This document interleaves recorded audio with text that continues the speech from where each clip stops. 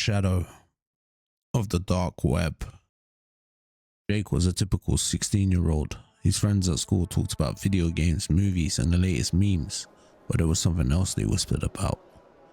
In the hallways at the school, they always whispered about the dark web, the forbidden corner of the internet that no one was supposed to visit. But curiosity will eventually get the better of him. One night, when his parents were asleep, Jake decided to explore. He installed a VPN, found a hidden browser, and dived in.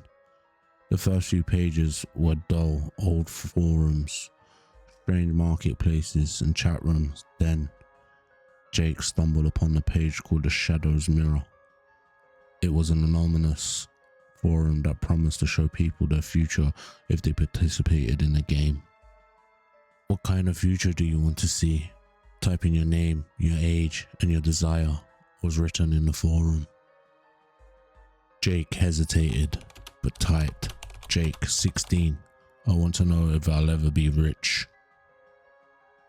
Page froze for a moment, and then the screen flickered. A video popped up. It was dark and grainy, but Jake could make out a figure sitting in a dimly lit room. The person had a pale face, almost ghostly, wearing a black hoodie. Their eyes were covered with a blindfold. Suddenly, they spoke, but it wasn't through the video. It was a voice coming from his speakers. Jake, we've been waiting for you.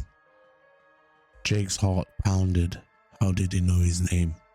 The figure slowly removed the blindfold, revealing empty, hollow sockets where their eyes should be.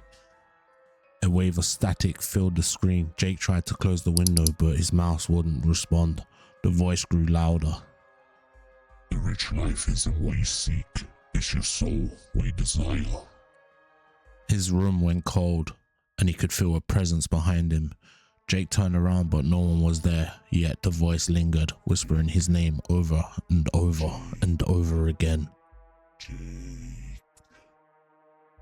Frantic, he unplugged his computer, but the screen stayed on. The figure now reached towards the camera, and Jake's vision blurred. He collapsed to the floor as the last thing he saw was his reflection on the screen, pale, hollowed eyes, just like the figure.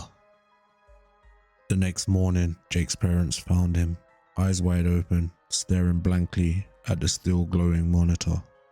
The game had claimed its player. Game over.